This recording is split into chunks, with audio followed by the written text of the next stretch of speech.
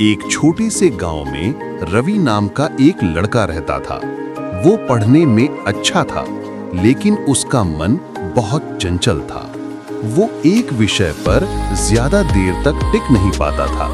कभी वो डॉक्टर बनने का सपना देखता, तो कभी वैज्ञानिक। उसकी ये आदत उसकी पढ़ाई में रुकावट डाल रही थी। एक दिन रवि अपने दादाजी के साथ नदी किनारे टहल रहा था।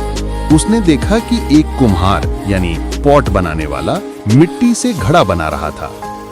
रवि ने दादाजी से पूछा, दादाजी, ये कुम्हार कितनी जल्दी और सफाई से घड़ा बना रहा है। मैं जब पढ़ने बैठता हूँ तो मेरा मन भटकने क्यों लगता है। दादाजी ने मुस्कुराते हुए कहा, बेटा, ध्यान से उस कुम्हार को देखो।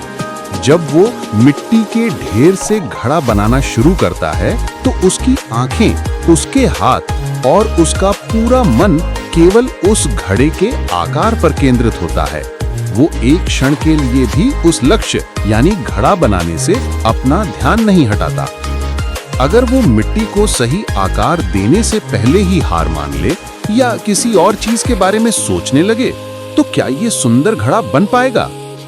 रवि ने सोचा और बोला, नहीं दादाजी, तब तो मिट्टी बिखर जाएगी और घड़ा नहीं बन पाएगा। दादाजी ने प्यार से उसके कंधे पर हाथ रखा। बस यही तुम्हारी पढ़ाई का भी नियम है मेरे बच्चे।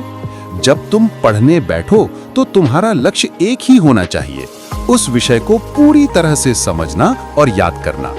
तुम्हारा मन उस कुम्हार की तरह एक ही चीज पर केंद्रित होना चाहिए।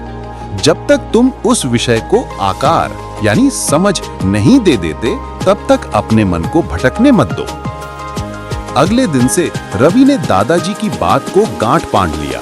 उसने टाइम टेबल बनाया और जब भी वो पढ़ने बैठता, वो खुद से कहता, मैं एक कुम्हार हूँ और ये किताब मेरी मिट्टी।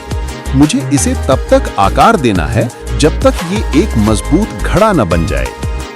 धीरे धीरे उसकी एकाग्रता बढ़ी, उसका भटकाव कम हुआ और उसके परिणाम आश्चर्यजनक रूप से सुधर गए। कुछ ही सालों में वही